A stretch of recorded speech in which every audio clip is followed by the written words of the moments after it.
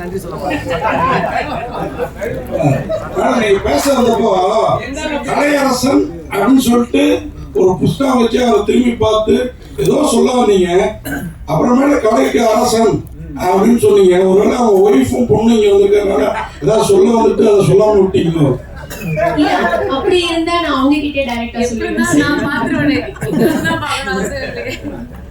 இல்ல நாங்க ஆக்சுவலா ரெண்டு பேரும் ஃப்ரம் சேலம். நாங்க ரெண்டு பேருமே நேட்டிவ்.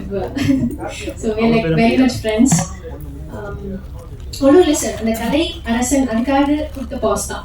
ஓகே, அது எங்க எல்லாருக்குமே தெரியும். ஒரு அரசன் ஆவார் கண்டிப்பா. வாழ்த்துக்கள். கலையரசன் சார், உங்களுக்கு ஒரு கேள்வி.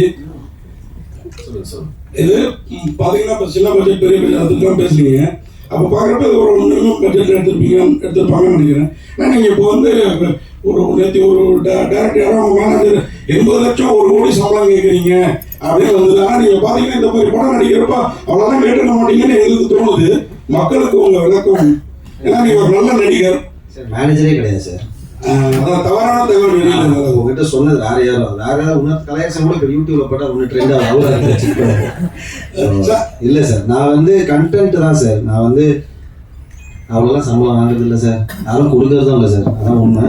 என்னன்னா உண்மையா ரொம்ப நல்ல படமா இருந்ததுன்னா நமக்கு சர்வைவல் ஒன்று இருக்குல்ல சார். சர்வைவல் இப்போ நம்ம பிடிச்சிருக்கோ பிடிக்கலையோ நமக்கு ஒரு லைஃப் ஸ்டைல் சிம்பிளா. நான் வந்து ஒரு காலத்துல 20,000 25,000 வந்தா ராஜா வாழ்க்கை வாழலாம்னு யோசிச்சேன்.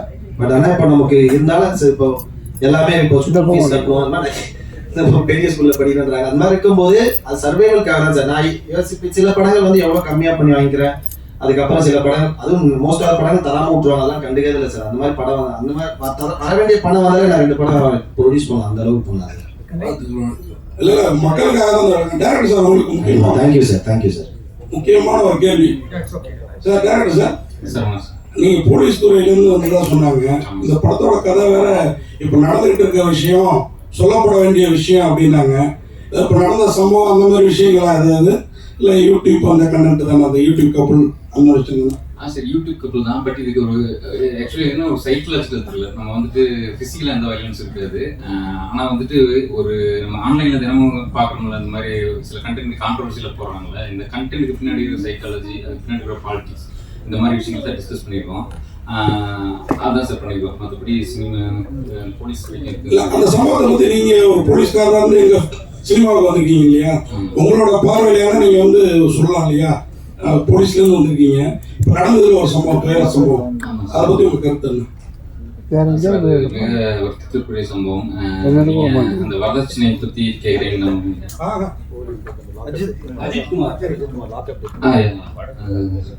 சார் ஆக்சுவலி இது சொல்றது ஆக்சுவலி இது எல்லாருமே இது யாரையும் ஏற்றுக்க போகிறதில்ல, யாரும் ஏற்றுக்க போகிறதில்ல. ரொம்ப சீரியஸான விஷயம். இதுக்கு சரியான நீதி கிடைக்கும்னு நினைச்சேன். டேரக்டர் சார், ட்ரெண்டிங், ஆனால் ட்ரெண்டிங் பார்த்தீங்கன்னா பாசிட்டிவ் இருக்கு, நெகட்டிவும் இருக்கு.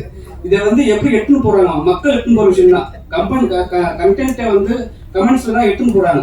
அதை வந்து ஏதாவது மென்ஷன் பண்ணிருக்கீங்களா படத்துல? சார் தான் சார். இப்போ பாசிட்டிவாக போட்டுருக்கிற கப்பல் வந்துட்டு எந்த பாயிண்ட்ல வந்துட்டு நெகட்டிவாக மாறுறாங்க அப்படிங்கிறதுக்கு தான் ஒரு படம் எடுத்திருக்கோம்.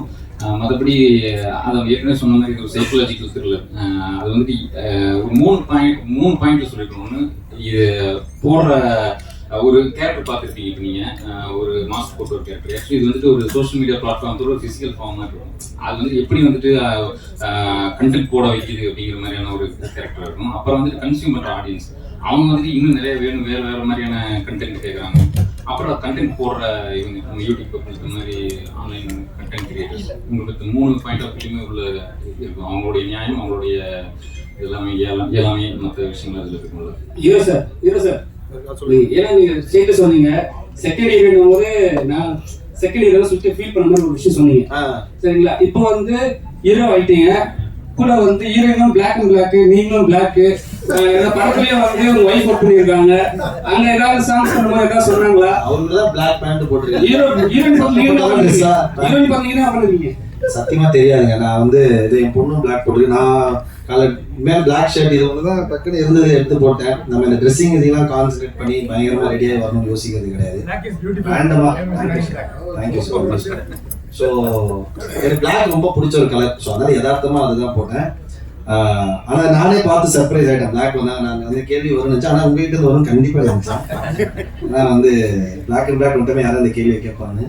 நான் நல்லா இருக்கல, பிளாக் சூப்பராக இருக்கு. பிளாக் நல்ல தலை யதார்த்தமாக அமைஞ்சிச்சு. கணேசன் சார், இப்போ சமீப காலமாக நிறைய ஜோடிகள் வந்து இந்த மாதிரி வீடியோ போடுறாங்க. ஜாலியான வீடியோ போடுறாங்க, சமையல் வீடியோ போடுறாங்க, சிலவங்க ஆபாச வீடியோவும் போடுறாங்க. ரொம்ப ட்ரெண்டாகுது, லட்சக்கணக்கில் சம்பாதிக்காங்க. அவங்களுக்குலாம் அந்த படம் என்ன சொல்ல வருது, என்ன வந்து சொல்ல கற்றுக்கணும்?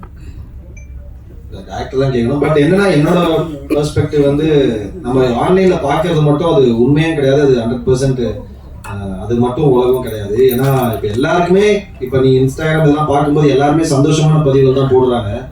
நமக்கே ஒரு செகண்ட்னா நம்ம மட்டும் தான் வாழ்க்கையில பிரச்சனை இருக்கு போல, சோகம் இருக்கு போல நினைச்சுப்போம்.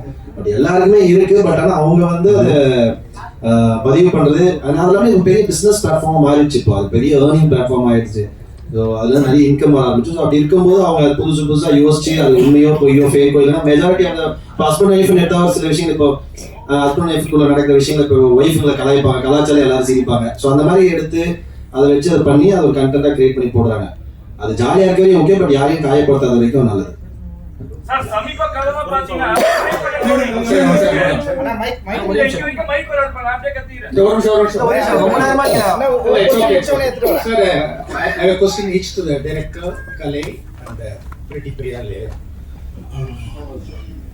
டைரக்டர் சார், அந்த ஃபர்ஸ்ட் ஃபிலிம் வந்து ஒரு சைக்கலாஜிக்கல் சேஃப் பெட் சொல்லுவாங்க ஜெனரலா. ஒரு லாங் டிஸ்டன்ஸ் ஓட பின்னாடி ஓடுறது கொஞ்சம் சேஃப் ஆக, not that safe. How safe was it to play இந்த மாதிரி ஒரு trending? Also the character was definitely என்ன ஒரு அன்சார்ட்டட் டெரிட்டரிக்கு எல்லாரையும் கொண்டு போறீங்க, உங்களையும் நீங்க பிளஞ்ச் பண்றீங்க. ஸோ கொஞ்சம் எக்ஸ்பீரியன்ஸ் ஷேர் பண்றீங்க. கண்டிப்பா சார். இது வந்து இந்த ப்ரீமிஸ் எல்லாருக்கும் தெரிஞ்ச ப்ரீமிஸ் தான். இந்த டெரிட்டரி வந்து எல்லாருக்கும் நம்ம தினம் பார்க்குற டெரிட்டரி தான். பட் இது நம்ம பார்க்குறது மட்டும் உண்மை இல்லை. அவங்க கேமரா ஆன் பண்ணுறது மட்டும் நம்ம பார்க்குறோம். ஆஃப் பண்ணதுக்கப்புறம் பின்னாடி என்ன நடக்குது, அவங்க என்ன அடுத்து பண்ணுறாங்கிறது நமக்கு தெரியாது. அதை எக்ஸ்ப்ளோர் பண்ணிடுறோம். ஆக்சுவலி இதில் ஒரு கேரக்டர் பார்த்துருப்பீங்க. அது அந்த கேரக்டர் மூலமாக ஒரு டாஸ்க் இருக்கும். அதுக்கப்புறம் அந்த டாஸ்க் மேட்டர் இல்லை, அந்த டாஸ்க்னால வர கான்சிக்வன்சஸ் அந்த படத்துடைய டிரைவிங் ஃபோர்ஸ் இருக்கும். ஆக்சுவலி உங்களுக்கு புதுசாக இருக்குது. அது நீங்கள் கண்டென்ட் தான் பார்த்துருப்பீங்க. அந்த கண்டென்ட் பின்னாடி சைக்காலஜியை இந்த படத்தில் பார்க்கலாம். நெக்ஸ்ட் கலை வந்து இமேஜ்ங்கிற ஒரு ட்ராப்ல இல்லாம நீங்க வந்து ரொம்ப ஸ்மூத் ஸ்டைல் பண்ணிருக்கீங்க. It's a very pretty thought. இந்தியில நானா பட்டேகர் இன்னைக்கும் இமேஜ் ட்ராப் அந்த லெவலுக்கு நீங்க போவீங்க. அண்ட் இந்த படம் அது டிஃபரெண்ட் எக்ஸ்பீரியன்ஸ். ஒரு ரொமான்டிக்கா நீங்க எவ்வளவு தூரம் involve your self along with the pretty pay.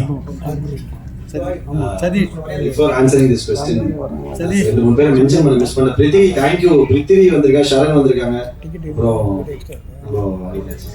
Hari வந்திருக்காங்க. ப்ரோ ரொம்ப நன்றி. சாரி பிருத்திவி, கவனிக்கடா மச்சி, லவ்யூடா, சாரிடா. பீயிங் a big actor எங்களுக்கு வந்து சப்போர்ட் பண்ணதுக்கு ரொம்ப நன்றி, தேங்க்யூ சார். ஜென்ரலா ஆக்டிங் தான் சார். அது வந்து அப்படிலாம் எதுவுமே யோசிச்சதே கிடையாது சார். நமக்கு படம் I wanted to be always a director's actor. வந்து டைரக்டர் என்ன சொல்றா நம்ம கரெக்டா செய்யணும்னு நினைக்கிறேன். அதுல வந்து நமக்கு இவ்வளவு வெயிட்டேஜ் இருக்கு, நம்ம அதெல்லாம் இப்போ கொஞ்சம் கொஞ்சம் அதெல்லாம் கொஞ்சம் யோசிக்கிறது உண்டு தான் சார். என்னன்னா அதுக்குன்னு ஏன்னா இப்போ டக்குன்னு இப்போ நான் லாஸ்ட் டைம் கூட சொல்லியிருந்தேன், இப்போ செத்துட்டா மாதிரி நமக்கு ஒரு கதை யோசிச்சா உடனே நமக்கு அந்த கதையை சொல்றாங்க அந்த கேரக்டர் அப்படின்னு சொல்லிட்டு. அந்த மாதிரி இல்லாம உண்மையாக ரொம்ப இன்ட்ரெஸ்டிங்கா இருக்கு, ரொம்ப கரெக்டா இருக்கு, ஜெனுவனா ஃபீல் ஆகுது அப்படின்னா மட்டும் பண்ணலாம்னு கொஞ்சம் யோசிக்கிறேன். அதனால தான் இத்தனை நாள் அது கூட ரொம்ப யோசிச்சதுல எனக்கு கரெக்டான படமா இருக்கும் தோணுச்சுன்னா நான் வந்து அதை பண்ணிடுவேன். இமேஜ் அதெல்லாம் தெரியல சார், அதெல்லாம் பெருசா அதிகமாக அந்த உலகத்தை எக்ஸ்ப்ளோர் பண்ண விரும்பல. You resemble a lot of yesterday actor Shashikala, and she also known as Rajini in Telugu. Academic there, so all the youth is there, blossoming with beautiful work like Kalai. In the experience, how far will you take it? We wish you to sail the boat. Only done with the kunjam, the romantic feeling, and must have been simple to order. Actually நான் சொன்ன மாதிரி தான் sir, இந்த படம் வந்து it's an emotional roller coaster. இது வந்து romantic வந்து ஒரு 20 minutes ஆஃப் த ஃபில்ம் மட்டும்தான், ஸ்டார்டிங்ல மட்டும்தான் இருக்கும். அண்ட் அதுக்கப்புறம் டிஃப்ரெண்ட் இமோஷன்ஸ்ல இந்த படம் ப்ளே ஆகும். ஸோ நான் முன்னாடி படம் பண்ணது வந்து சந்தானம் சாரோட இங்கே நான் தான் கிங். அந்த படத்துல வந்து ஃபுல் காமெடி இருக்கும். So it was totally different experience இந்த படத்தோட கம்பேர் பண்ணுறப்போ.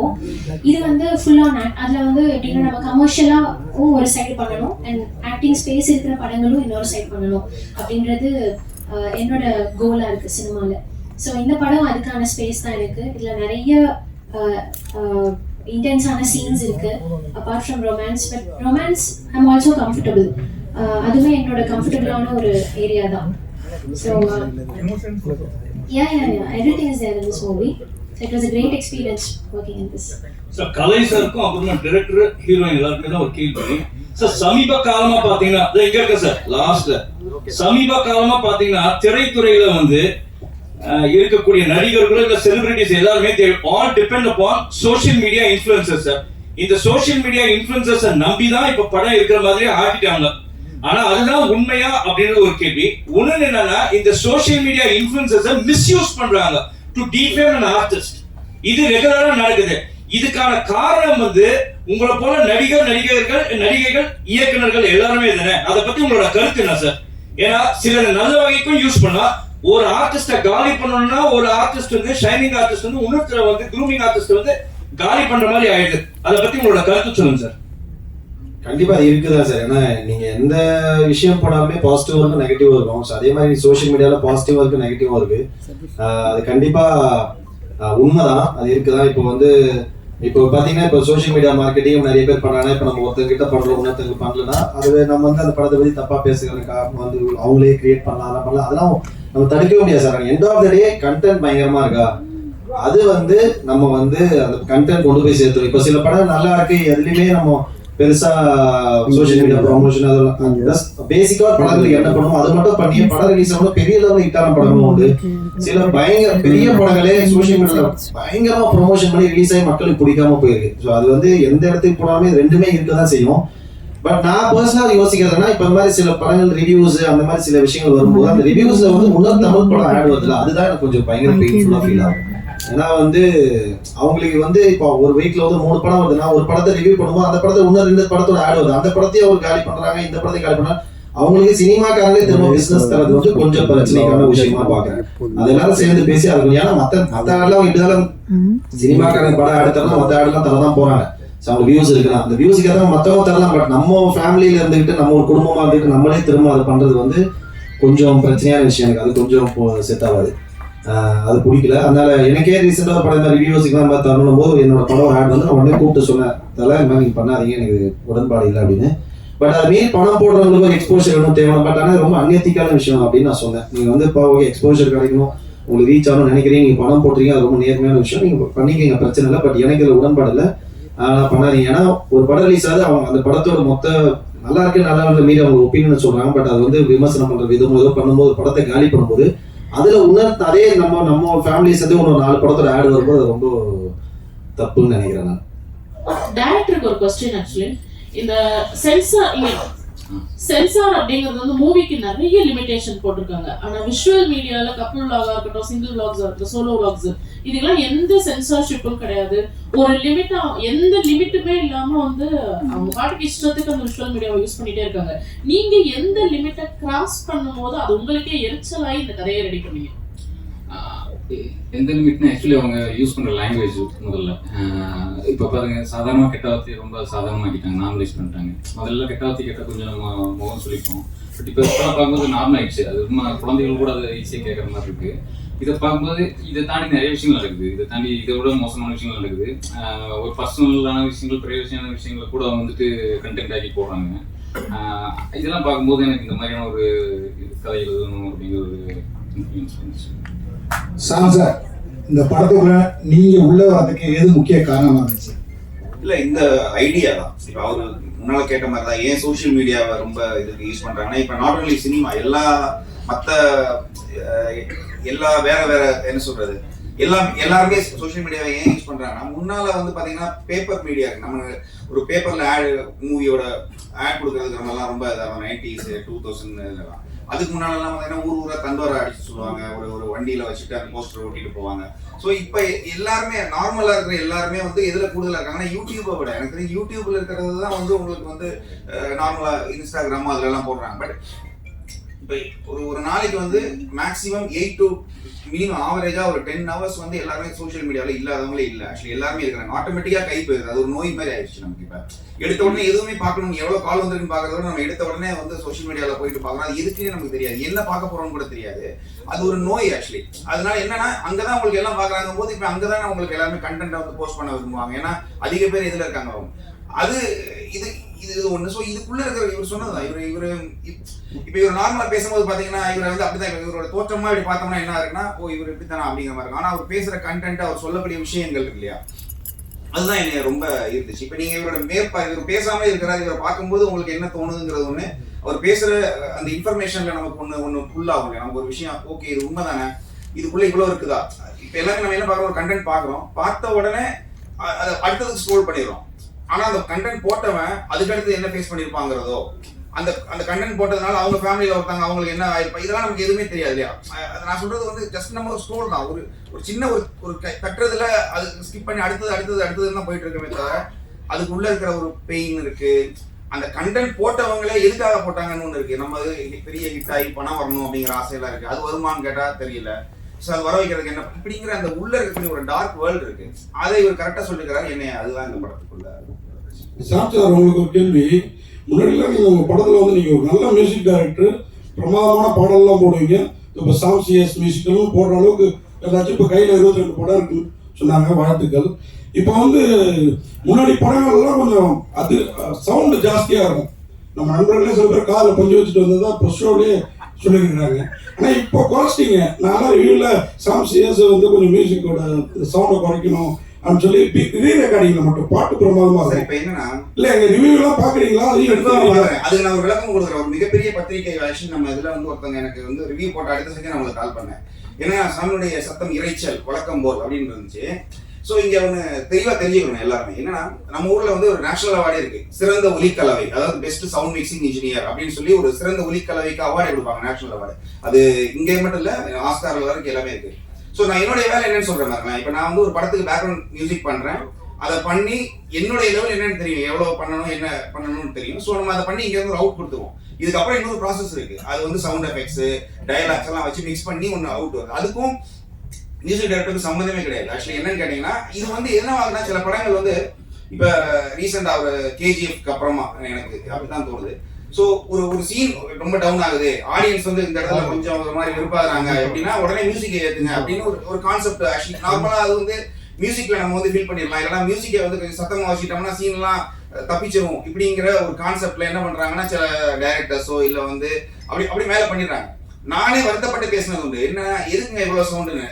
நான் சொல்ல முடியும் என்னென்ன படம்னு. நம்ம தியேட்டர்ல உட்காரும்போது நமக்கு இரிட்டேட் ஆகி என்னடா இப்படி பண்ண இல்லையா நம்ம அப்படிங்கிறது இருக்கு. ஸோ இதுக்கு முழு காரணம் மியூசிக் டைரக்டரே கிடையாது. அப்புறம் இன்னொன்று சொல்லுவாங்க, சில ஒரு இடத்துல வந்து அந்த வண்டி போற சவுண்டும் அந்த கன் சவுண்டையும் என்ன மியூசிக் டைரக்டர் இப்படி பண்ணிட்டாங்க, அதுக்கும் நமக்கு சம்மந்தமே இல்லை. அது வந்து வேற டிபார்ட்மெண்ட்.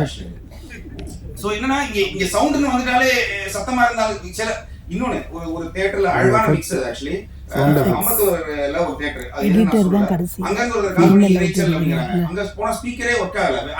அது வேற லெவல்ல இருக்கு.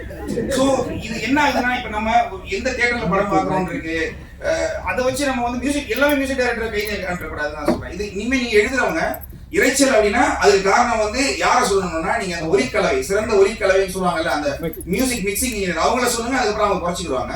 அப்புறம் இன்னொரு விஷயம் என்னன்னா, நம்ம தியேட்டர்ல மல்டிபிளெக்ஸ் நிறைய இருக்கு. இப்ப என்ன ஆகுதுன்னா, ஒரு இங்கிலீஷ் படம் ஓடுது ஃபார் எக்ஸாம்பிள், இப்ப ஒரு நார்மல் ஒரு இங்கிலீஷ் படம் ஓடும்போது அவங்களுடைய மிக்சிங் இதே வேற, டோட்டலி வேற. அவங்க ரொம்ப மினிமலா இருக்கும், மியூசிக் ரொம்ப மைல்டா இருக்கும். ஸோ அவங்க வந்து மினிமம் ஒரு 6-7 வச்சுதான் பார்க்க முடியும். நம்ம அடுத்த ஷோ அதே ஸ்கிரீன்ல வேற ஒரு தெலுங்கு படமோ இல்ல வந்து ஒரு பயங்கரமான ஒரு பெரிய படம் வருதுன்னு வச்சுக்கோங்க, இவங்க அதை வச்சீங்கன்னா ஸ்பீக்கர் அவங்களுக்கு காலி ஆயிடுது. ஸோ என்ன பண்றாங்கன்னா ஆட்டோமேட்டிக்கா கம்மி பண்றாங்க. அவங்க கம்மி பண்ண இங்க என்ன பண்றாங்க, மியூசிக் கேட்க மாட்டேங்குதுன்னு எல்லாத்தையும் ஏத்துறாங்க. அது எல்லாம் ஒவ்வொரு தியேட்டர் மாறும்போது இந்த பிரச்சனை வருது. பட் இதுக்கு காரணம் நான் இல்ல, எந்த மியூசிக் டைரக்டருமே கிடையாது, இதுதான் உண்மை. ஆமா சார், பிரேம் சார் உங்களுக்கு ஒரு கேள்வி. பிரேம் சாருக்கு மட்டும் இல்ல, அப்படியே வசந்த் ரவி சாருக்கும். ஏன்னா நீங்க அதிகம் போலீஸ்காரராக நடிச்சிருக்கீங்க, ஒரு போலீஸ்காரோட படத்துல இப்ப நடிக்கிறீங்க, அதாவது ஒரு பிள்ளை வந்து இப்போ டைரக்ட் பண்ணியிருக்காரு. அவர் நீங்க அதிகம் ரவுடியா நடிச்சிருக்கீங்க, சில படத்துல போலீஸாவும் நடிச்சிருக்கீங்க. அதை எப்படி எடுத்துக்கிறீங்க ரெண்டு பேரும்? ஒரு கேரக்டர் நமக்கு ஆக்சுவலா நான் ஒரு போலீஸ் ஆஃபீஸரோட சன். ஸோ அதனால ஒருவேளை அது எனக்கு சூட் ஆகுதா இல்லையான்னு எனக்கு தெரியல. ஸோ அது ஒரு காரணமாக இருக்கலாம். ஓவரோவர் அந்த ஸ்கிரிப்டே என்ன டிமாண்ட் பண்ணுது. ஸோ அது ஓகே, தேங்க்ஸ் தம்பி. ஸோ அதனால வந்து அந்த கேரக்டரை நம்ம ஃபஸ்ட்டு கேட்டுட்டு பிடிச்சிருக்க போது தான் நம்ம அதை ஒத்துக்கிறோம். ஸோ இப்போ அதுக்காகவே தான் இப்போ தாடி வச்சுட்டு நிறைய படங்கள் பண்ணிக்கிட்டு இருக்கேன். ஸோ இவர் வந்து ஆஸ் அ போலீஸ் ஆஃபீஸர் இவரை வந்து நான் பார்க்கும்போது நம்பவே இல்லை ஃபர்ஸ்ட். ஏங்க நீங்களாம் போலீஸ்ல இருந்தீங்களா? ஸோ அதனால அவரோட எழுத்துக்கள் ரொம்ப எனக்கு பிடிச்சிருந்தது. அதனால இந்த படம் ஒத்துக்கிட்டேன். நானே சொல்லணும்னு இருந்தேன் அவர் போலீஸ் ஆஃபீஸருங்கள்ட்டு, அது சொல்ல மறந்துட்டேன். ஸோ அருமையான ஒரு ரைட்டர் இவர். அவரை வந்து மேன்மேலும் அந்த வேலையை விட்டுட்டு வந்து இப்படி ஒரு பேஷனோட செய்யறதுக்கு உண்மையிலேயே ரொம்ப பெரிய விஷயம். எல்லாருமே பேஷனோட தான் எல்லாரும் உட்காந்துருக்கோம், எல்லாருமே இருக்கும். ஸோ அதுல வந்து வெற்றி அடையணுன்றது என்னுடைய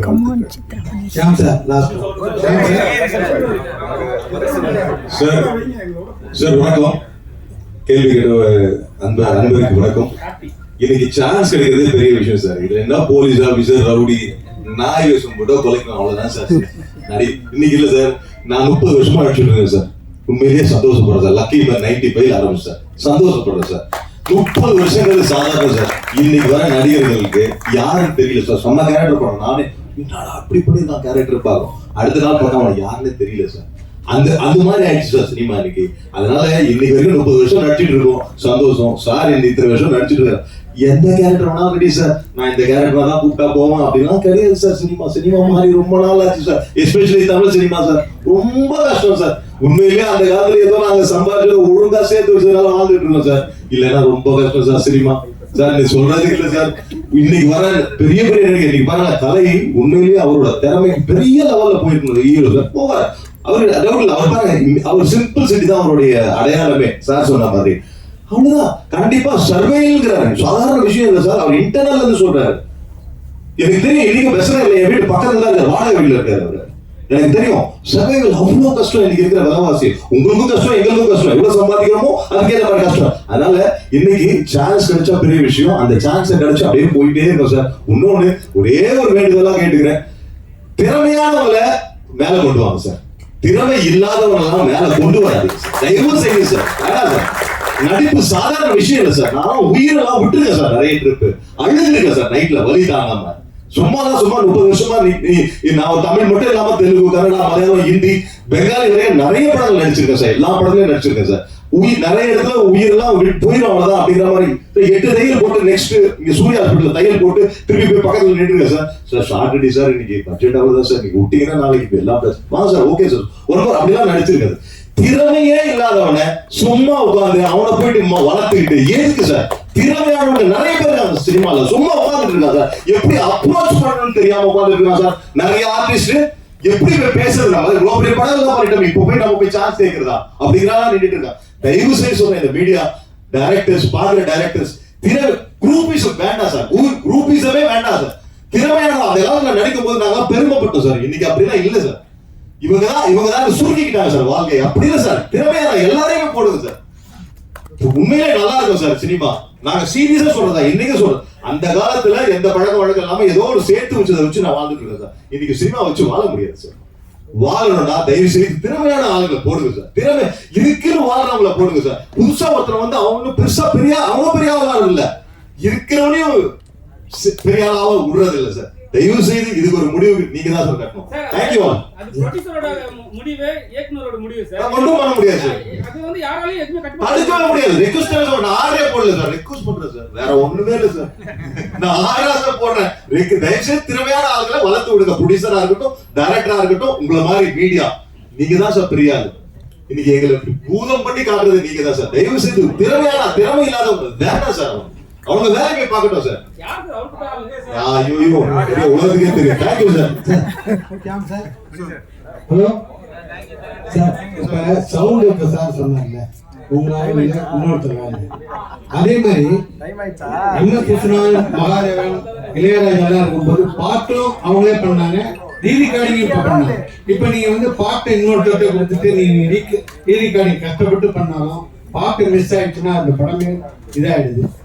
அது இப்ப அது பேஷனாவே ஆயிடுச்சு. அதை பத்தி இல்ல அப்படி இல்ல. ஆக்சுவலி நான் பேக்ரவுண்ட் மியூசிக் மட்டும் பண்ண படங்கள் நீங்க வந்து பாத்துருக்கீங்க நிறைய. பட் அது எல்லாமே நான் வந்து பிகினிங்ல வந்தது கிடையாது. என்ன ஆகுதுன்னா ஒரு ஸ்டேஜ்ல வந்து அவங்க படம்லாம் பண்ணி முடிச்சுட்டு வேற மியூசிக் டைரக்டர் வச்சு பாட்டெல்லாம் பண்ணிட்டாங்க. அப்படி படங்கள் தான் அதுக்கப்புறம் நான் புதுசா என்ட்ரானதான். நான் இது வரைக்கும் ஃபர்ஸ்ட் கமிட் பண்ண படம் ஒன்லி பேக்ரவுண்ட் மியூசிக், எந்த படமும் கமிட் பண்ணல. வேற மியூசிக் டைரக்டர் கமிட் பண்ண படங்கள். சில சந்தர்ப்பங்கள்ல அந்த படத்துக்கு ஒரு வேளை வந்து அந்த படத்தை இன்னும் எலிவேட் பண்ணா நம்ம தேவைப்படுறோம்னு அவங்க நினைச்சிருக்கலாம். இல்ல அந்த மியூசிக் டைரக்டரோட வேற வேலைக்கு போயிடும், அந்த மாதிரிலாம்.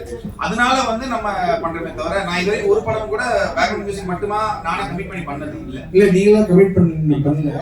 நீங்க பண்ணும்போது அந்த பாட்டு மைனஸா இருக்கும்போது உங்களுக்கு பாட்டு அது என்னன்னா மைனஸ் கிடையாது. என்னன்னு கேட்டீங்கன்னா நிறைய பேர் சொல்லுவாங்க சாம் சிஎஸ் வந்து பேக்ரவுண்ட் மியூசிக் நல்லா பண்றாரு அப்படிங்கிற. நல்லா பண்றாருன்னு சொல்றாங்க, பாட்டு நல்லா பண்ணலங்கிற வேர்டு வராது. ஏன்னா நான் பண்ண எல்லா படத்துலயும் பாட்டுகளுமே எனக்கு ஹிட் ஆயிருக்குது. நான் நார்மலா ஸ்பாட்டிஃபைல கூட எவ்ரி டாப் 10 எவ்ரி வீக்ல நம்மளோட பாட்டு இருக்கும். பட் என்னன்னா இங்க எப்பயுமே பாத்தீங்கன்னா ஒரு சின்ன கோடு போடும்போது அதுக்கு மேல பெரிய கோடா ஒன்று பேக்ரவுண்ட் மியூசிக்னு போடுறதுனால எல்லாம் அந்த பெரிய கோடை மட்டும் தான் பாக்குறாங்க. அதனால பட் அதுல எனக்கு சந்தோஷம் தான். என்னன்னு கேட்டீங்கன்னா சாங்ஸ் பண்றது இப்ப நம்ம பண்ணவே தெரியாது அப்படிங்கிறது இல்ல. சாங் நம்ம பண்ணிருக்கோம், பெரிய சாங்ஸ் நிறைய ஹிட் ஆயிருக்குது. ஆக்சுவலி அதை தாண்டி என்னன்னா பேக்ரவுண்ட் மியூசிக்ல நான் ரொம்ப ஏன் இம்பார்ட்டன்ஸ் கொடுக்குறேன் அப்படின்னா, இப்போ நீங்க ஏஐ இப்போ வந்துருச்சு. இப்போ ஏஐல வந்து யாருனாலும் யார் கையில போன் இருக்கோ அவங்க ஏஐல ஒரு பாட்டு நீங்களே பண்ணி கேட்டுக்கலாம். உங்களுக்கு என்ன அது ரொம்ப ரொம்ப ஈஸியா இருந்துச்சு. உங்களுக்கு என்ன பாட்டு கேட்கணும். பட் ஒரு படத்துக்கு பேக்ரவுண்ட் மியூசிக் ஏஐல கிரியேட் பண்ண முடியுமா? பண்ண முடியும். பட் உணர்வு பூர்வமா பண்ண முடியுமான்னு கேட்டால் அது பண்ண முடியாது. ஸோ ஃபியூச்சர் என்னவா இருக்குன்னு நான் இப்போ ஓப்பனாகவே சொல்றேன். நீங்க சாங்ஸ்ங்கிறது வந்து படங்கள்ல இருக்கும், பட் ரொம்ப கம்மியாகும்னு எனக்கு தோணுது. சார் அப்புறம் டைரக்டருக்கு ஒரு கேள்வி, அது ஹீரோ கூட சொல்லுவாங்க. இப்போ அவரு பிரசன்னா சொன்னார், அதாவது படத்துக்கு ட்ரெண்டிங் சொல்லிட்டு பேர் வச்சிருக்கீங்க, பட் எல்லாமே ரகசியமாக தான் பேசிட்டு இருக்கீங்க. ஒன்று கூட எதுவும் ஓப்பனாக பேசவே இல்லை. சான்சர் சொன்ன போது எனக்கு அந்த படத்தில் அப்படி ஆச்சு, இந்த தியேட்டர்ல அப்படி ஆச்சு அப்படின்னு சொன்னாரு. அவர் அந்த நடிகர் அப்படி பண்ணாரு, இந்த நடிகர் அப்படி பண்ணாரு, ஒரு பீஸ் வச்சிருக்காங்க அப்படி. இந்த படத்துக்கு ட்ரெண்டிங் வச்சுட்டு நீங்க ஏன் ஓப்பனாக பேச மாட்டேங்கிறீங்க? நீங்க வந்து ஒரு போலீஸ்காரர் ராஜினாமா பண்ணிட்டு வந்து இந்த படத்தை எடுத்துருக்கீங்க. ஏன் ராஜினாமா பண்ணீங்க? எதுக்காக இந்த படத்தை எடுத்தீங்க? எந்த நடிகர் வந்து குரூப்பிசம் பண்றாங்க, எந்த டைரக்டர் பண்றாங்க, எந்த தியேட்டர்ல அப்படி பண்ணாங்க? அப்புறம் தியேட்டர் பேர் சொல்லிட்டாரு, பட் வந்து எந்த படத்துக்கு அப்படி பண்ணாங்கன்னு கூட சொல்ல மாட்டேங்கிறாங்க. நீங்க இப்படி ரகசியமா இருந்தாங்க பேசுறவங்க பேசிட்டு தான் இருப்பாங்க, நீங்க ஏன் பதிலடி கொடுக்க மாட்டேங்கிறீங்க? அது சொல்லுங்க சார். அது சொல்லக்கூடாதுங்கிறது என்னன்னா, இப்ப நம்ம இப்ப என்ன சொல்றது சார், இப்ப நான் இன்னைக்கு ஒரு கிழிஞ்ச சட்டை போட்டிருக்கேன், நீங்க எனக்கு கிழிஞ்ச சட்டை போட்டேன்னு சொல்லிட்டீங்க வச்சுக்கோங்களேன். நீங்க கிழிஞ்ச சட்டை போட்டீங்கன்னு சொன்னது மட்டும் தான் ஞாபகத்தில் இருக்கும். நாளைக்கு நான் ஒரு நல்ல சட்டை போட்டுடலாம். சோ அந்த தியேட்டர் வந்து அன்னைக்கு பிரச்சனையா இருந்திருக்கலாம், அவங்க இப்ப வேற ஸ்பீக்கர் மாத்திருக்கலாம். சோ என்னன்னா இங்க நம்ம சினிமா இன்னையோட முடிச்சு போறது இல்லை சார். ஆக்சுவலி நான் நீங்க கேட்டது தியேட்டர் சொல்றேன். இன்னைக்கு நான் தியேட்டரை பத்தி வர சொல்லிடலாம், நாளைக்கு என்னோட இன்னும் படங்கள் வருது. இது வந்து அதுக்கு பயந்தெல்லாம் நான் சொல்லல சார். இங்க தவறுகள் எல்லாமே பண்ணுவாங்க சார், எல்லாமே தவறு திருத்திக் கொள்றாங்கன்னு வச்சுக்கோங்களேன். நீங்க திரும்ப திரும்ப தவறு ஒரு 5 தடவை நீங்க தவறுகள் இருக்கு, அதுக்கப்புறம் அவங்க மாறலன்னா நம்ம நீங்க அதை தப்புன்னு சொல்லுங்க சார். இது வந்து சின்ன சின்ன ஓட்டை. இப்ப நீங்க ஒரு படம் நல்லா பண்ணலன்னு வச்சுக்கோங்களேன், அதுக்காக வாழ்க்கையை ஒரு இப்ப நல்லா நீங்க நல்லாவே பண்ணி கொடுத்துருக்கீங்க. இன்னொருத்தர் வந்து தப்பு பண்ணிருக்காங்க, எந்த படத்துல அப்படி பண்ணாரு, எந்த ஆள் அப்படி பண்ணாருன்னு நீங்க சொல்லலாம். இல்ல சார், நம்ம இது ஒரு எடுத்துக்காட்டா தான் சொல்றோம். இப்படி ஒண்ணு நடந்திருக்குன்னு. இப்ப என்னுடைய டார்கெட் வந்து அது சொன்னவங்களும் அந்த தியேட்டர் கிடையாது. இப்படி சம்பவங்கள் நடக்குதுங்கிறது ஒரு எக்ஸாம்பிளா சொல்றோம், அவ்வளவுதான். யாரையுமே வந்து காயப்படுத்தணும்னு நினைக்க கூடாதுங்கிற மனசு அவ்வளவுதான்.